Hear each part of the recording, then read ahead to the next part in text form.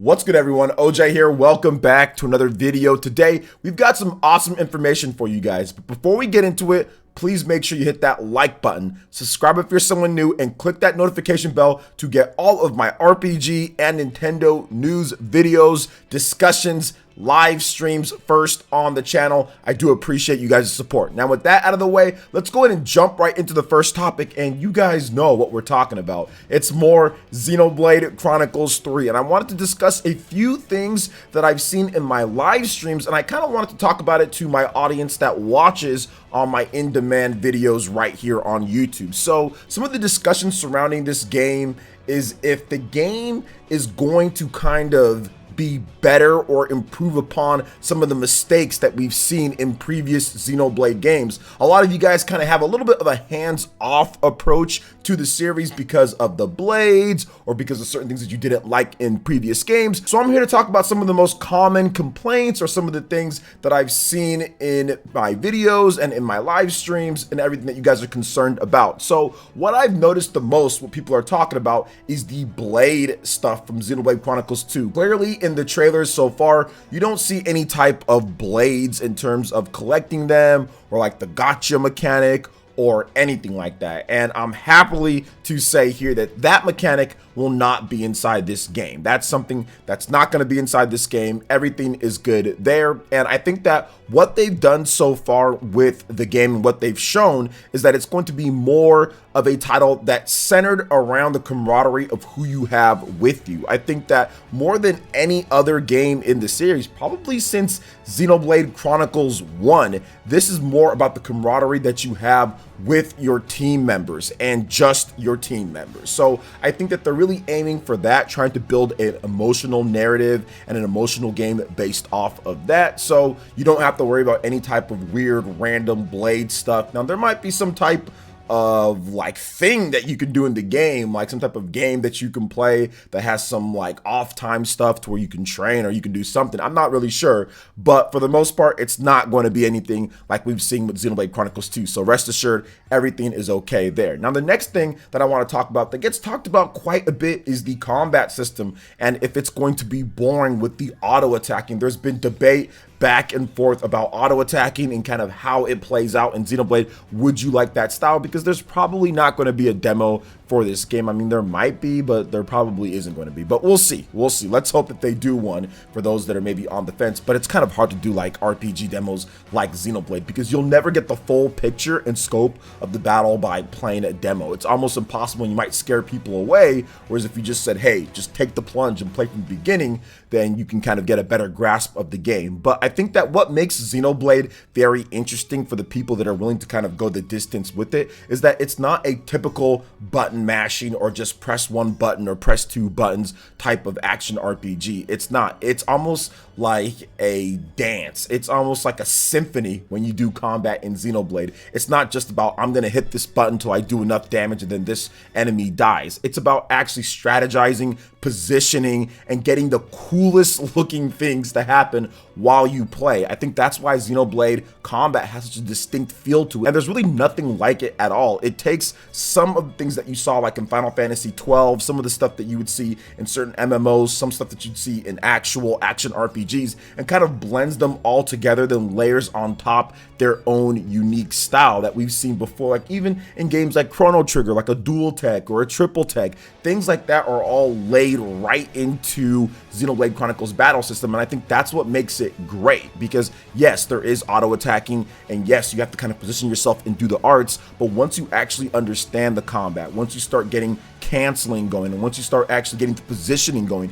it's very fun to be able to break enemies down, topple them, launch them into the air, then slam them, and get the combos that the game actually has, in addition to chain attacking and doing specials from there. So I kind of see it as like a big symphony or a play, like a masterpiece or a work of art, as anytime that you're fighting an enemy, it's not just about doing just that damage till they die. It's about the positioning, it's about the breaking and the toppling and all of the other stuff that happens in order to maximize rewards, get the most experience, have the coolest looking battles. It's a variety of different things. So I think that if you do give it a shot with it, you start realizing very quickly that, wait a minute, this is actually really good. And I think that what makes this one probably going to be the best one out of all of that for this symphony that we're kind of putting together is the fact that you can switch characters at any time. It's the fact that you don't have to worry about blades. It's the fact that there's a bunch of new options like the dodge and other things that they've added into the mechanics in order to make it more fun and a bit more hands-on and contextual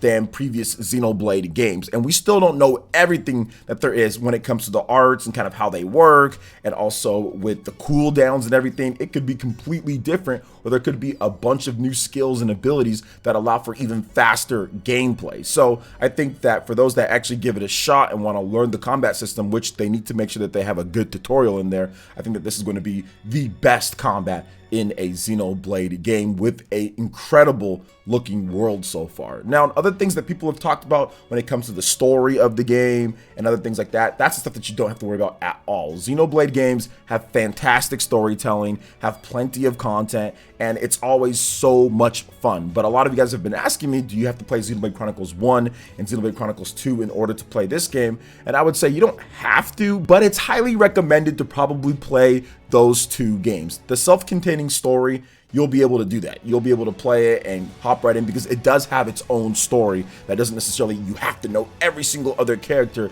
But I think that in order to kind of grasp everything, it would be good to at least play those games or at least know what happens in those games. Watch a video, the timeline. If you don't have the time to play Xenoblade 1 and Xenoblade 2 and Torna and all the other games and stuff like that, then just watch a timeline video and get yourself familiar with some of the characters and what happened in those games. So those are my thoughts on Xenoblade Chronicles 3 right now, and I'm going to have more videos discussing some of the stuff that you guys want me to talk about. Feel free to drop a comment below if you have any questions, and I'll look at it and talk about it in my next video. But what are you guys thinking on this?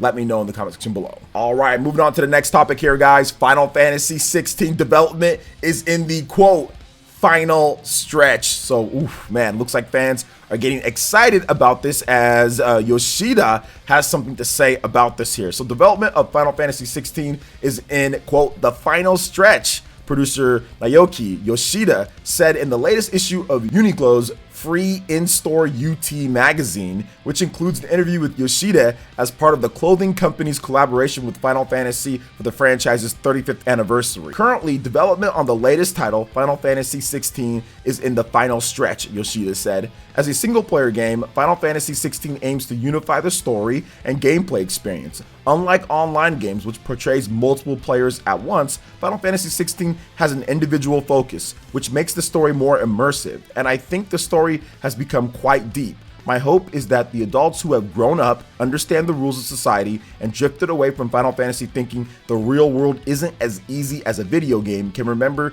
the enthusiasm they had back then.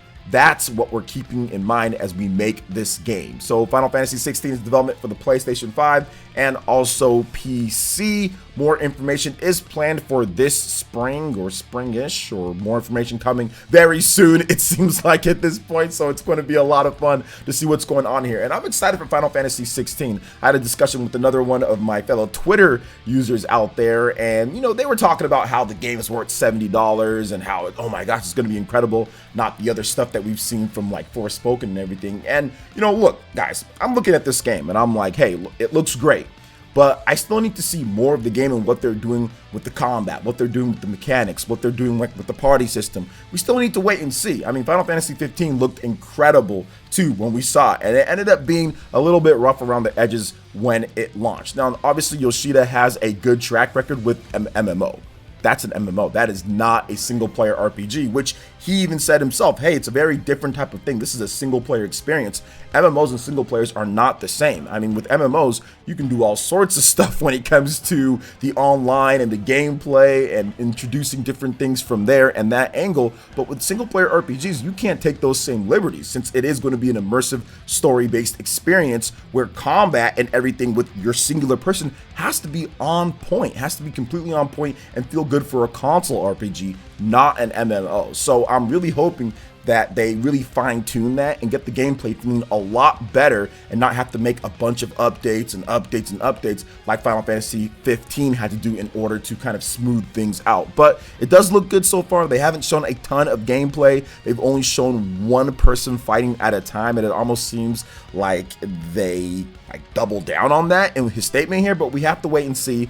We'll see if there's actual parties and multiple people fighting in there, because they haven't shown that yet. But I think it might be in there, but we'll have to wait and see. I'm not really sure. Maybe somebody in the chat already knows if they've talked about that, if this is going to be like a one-man army type of RPG, and then like you can switch between people that way.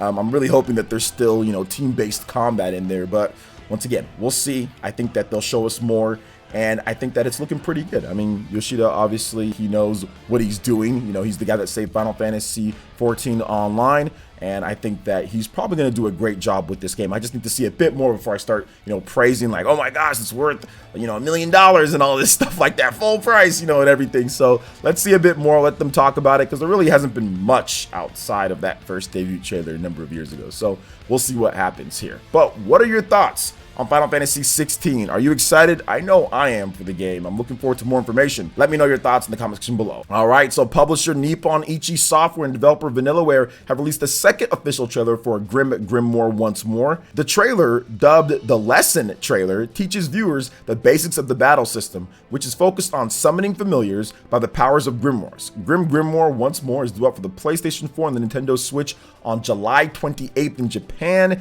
There is no current US or Western release date at this point, but I'm hoping that Nippon Ichi Software or NIS America and also Vanillaware discuss that very soon, because this is a really nice remaster of a PS2 cult hit, and it has that beautiful art style that Vanillaware is so known for. And I've been playing recently 13 Sentinels on the Nintendo Switch, and I think that this art style, when it comes to like 2D and like the drawings and everything, is almost undefeated, man. It works in pretty much any style of type of game that they're trying to do, and they've been able to do it for decades now at this point. So I'm really looking forward to seeing exactly how GrimGrimoire turns out once we get the full release, and hopefully they have some information on a Western release sometime soon. But what are your thoughts on all the different topics here, from Xenoblade Chronicles 3 to Final Fantasy 16 and of course GrimGrimoire OnceMore? Let me know in the comment section below. All right, guys, that wraps it up for this video here. Thank you so much for watching. I do appreciate it. Please make sure you hit that like button, subscribe if you're someone new, click that notification bell, and we will see you for the next video.